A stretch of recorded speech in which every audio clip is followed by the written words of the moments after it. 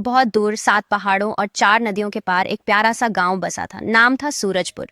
यहाँ की सबसे बड़ी खासियत थी वहाँ के बच्चे, जिनमें 3 दोस्त सबसे प्रसिद्ध थे, आरव, मीरा और टोनी।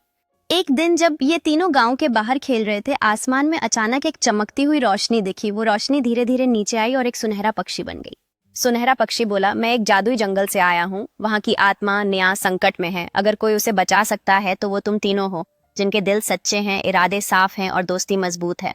तीनों एक दूसरे को देखने लगे। मीरा बोली, जादुई जंगल, सच में? टोनी बोला, क्या वहाँ मिठाइयाँ मिलती हैं? आरव ने गंभीरता से कहा, अगर हमें मदद के लिए बुलाया गया है तो हमें जाना ही होगा। जब तीनों ने अपने माता पिता को सब कुछ बताया तो कोई मानने को तैयार नहीं था। आरव की माँ बोली, बेटा तू सिर्फ 10 साल का है, इतना खतरनाक सफर कैसे करेगा? मीरा के पापा बोले, बेटी ये सब कहानियों में होता है, असल में नहीं। लेकिन बच्चों की आंखों में एक चमक थी, जैसे कोई आंतरिक आवाज कह रही हो, तुम्हारा रास्ता यही है। भाग 3, जादुई द्वार। तीनों सुबह सुबह उत्तर दिशा की पहाड़ी की ओर चल दिए। घंटों पैदल चलने के बाद जब वे सूरज की पहली किरणों में पहुंचे, तभी वह सुनहरी पंख हवा में उड़ने लगा और एक चट्टान पर जा गिरा। जैसे ही आरव ने पंख उठाया, चट्टान में दरारें पड़ने लगीं और एक विशाल चमकदार द्वार खुल गया। मीरा ने धीरे से कहा, ये है जादुई जंगल का दरवाजा। ये तीनों ने एक दूसरे का हाथ पकड़ा और उस दरवाजे से भीतर चले गए। अंदर घुसते ही उनकी आंखें चौंधिया गईं। चारों तरफ नीली धुंध, चमकते पेड़, उड़ते हुए रंगीन जीव और नाचती हुई बेलें थीं। ये कोई साधारण जंगल नहीं था, ये था नया का जादुई जंगल। नया से मुलाकात कुछ ही दूर चलने के बाद एक नीली रोशनी उनकी तरफ आई। धीरे धीरे वह रोशनी एक चमकती हुई लोमड़ी में बदल गई, जो हवा में उड़ रही थी। उसका नाम था निया। निया बोली, मैं इस जंगल की आत्मा हूँ। मुझे बहुत अच्छा लगा कि तुम आ गए, पर समय बहुत कम है। एक बुरा जादूगर, कालग्रा, इस जंगल की सारी शक्ति चुरा रहा है। अगर वो क्रिस्टल पत्थर तक पहुंच गया तो ये जंगल हमेशा के लिए मर जाएगा। अरे, आरव बोला, हम उसे रोकेंगे। मीरा बोली, लेकिन कैसे? निया, तुम्हें 3 परीक्षाओं से गुजरना होगा, एक दिल की, एक दिमाग की और एक दोस्ती की। अगर तुम में सच्चाई होगी तो तुम कालग्रह को हरा सकोगे। ये 100 भाग 5। पहला खतरा निया के साथ तीनों जंगल के अंदर और गहराई में गए। तभी हवा का रंग बदलने लगा और सामने दिखा भ्रम का रास्ता। हर पेड़, हर पत्थर बोल रहा था। कोई कहता इधर जाओ रे, कोई कहता उधर मुड़ो। रास्ते गोल गोल घूमने लगे। टोनी चिल्लाया, मुझे लग रहा है हम फिर वहीं पहुंच गए जहां से शुरू किया था। मीरा ने आंखें बंद की और अपने दिल की आवाज सुनी। दिल हमेशा सच बोलता है, उसने कहा, हमें दाएं नहीं बाएं जाना है। सुनते ही सामने का भ्रम टूट गया, पेड़ हट गए और रास्ता साफ हो गया।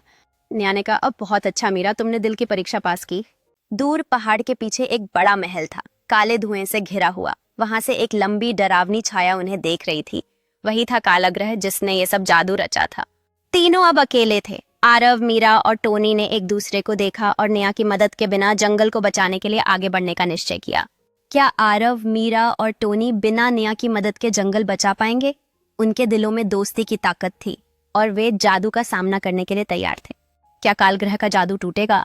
जैसे ही तीनों ने एकजुट होकर अपने विश्वास का प्रदर्शन किया, जादू के खिलाफ उनकी मित्रता की शक्ति को परखने का समय आ गया। निया की आंखें बंद थीं, उसका शरीर धीरे धीरे फीका पड़ने लगा। जैसे ही वो बेहोश हुई, पूरा जंगल कांपने लगा। चारों तरफ से धुएं और काली बेलों ने पेड़ों को जकड़ लिया। टोनी घबरा गया, अब क्या होगा? हमारी गाइड ही चली गई। मीरा शांत रही। उसने अपनी डायरी निकाली और पिछली बातों को याद करते हुए बोली, निया ने कहा था 3 परीक्षाएं होंगी, दिल की, दिमाग की और दोस्ती की। पहली हमने पास कर ली, शायद अगली हमारे सामने ही है। आरव ने तलवार निकालते हुए कहा, जो भी हो, अब हमें खुद सोचकर आगे बढ़ना होगा। थोड़ी देर चलने के बाद उन्हें एक गुफा मिली। गुफा के बाहर एक शिलालेख था, जिस पर लिखा था, जिसे खुद पर भरोसा है वही अंधकार में रास्ता देख सकता है। गुफा के अंदर घना अंधेरा था, पर उसमें से एक मीठी सी आवाज आ रही थी, जैसे कोई बुला रहा हो। आरव, ये गुफा बहुत खतरनाक लग रही है। टोनी, पर अंदर से मेरी मम्मी की आवाज आ रही है। क्या मम्मी यहाँ आ गई? मीरा ने टोनी को रोका। नहीं टोनी, ये भ्रम है। ये जादू हमें हमारी सबसे प्यारी चीज की आवाज सुनवाकर भटका रहा है। उन्होंने कीचड़ भरे रास्ते का सामना किया और जैसे ही वे इस पार पहुंचे, अंधकार छंट गया।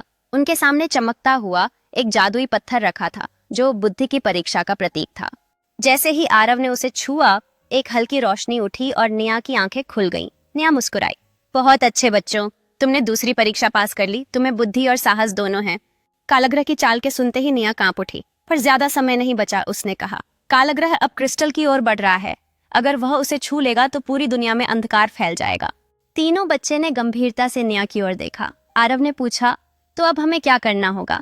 निया ने उत्तर दिया, तुम्हें दोस्ती की परीक्षा से गुजरना होगा। यह सबसे कठिन परीक्षा है क्योंकि यह तुम्हारे बीच की सच्चाई को उजागर करेगी। अगली सुबह वे एक मैदान में पहुंचे। वहां 3 सुनहरे सिंहासन थे, एक एक हर बच्चे के लिए। सिंहासनों पर बैठते ही हवा भारी हो गई और फिर तीनों को दिखा एक दृश्य। तीनों के मन में शक आ गया। वे उठ खड़े हुए और बहस करने लगे। मीरा ने आरव से पूछा, क्या तुम सच में मुझे कमजोर समझते हो? आरव ने जवाब दिया, और तुम टोनी की बातों को कभी गंभीरता से नहीं लेती। टोनी गुस्से में बोला, शायद मैं ही मूर्ख हूं जो तुम दोनों के साथ आया। This ends chapter 2. What happens next? Will the trio be able to face Calgra directly now? Can they save the crystal? What is the final secret of Calgra? Mira, Tony, and Arav step through the grand golden door into the enchanting Crystal of Life forest, where they uncover the mesmerizing wonders and secrets that lie within. As they delve deeper into the forest, they come face to face with the guardian of the crystal, a formidable creature shrouded in mystery, compelling them to unite their strengths and strategies.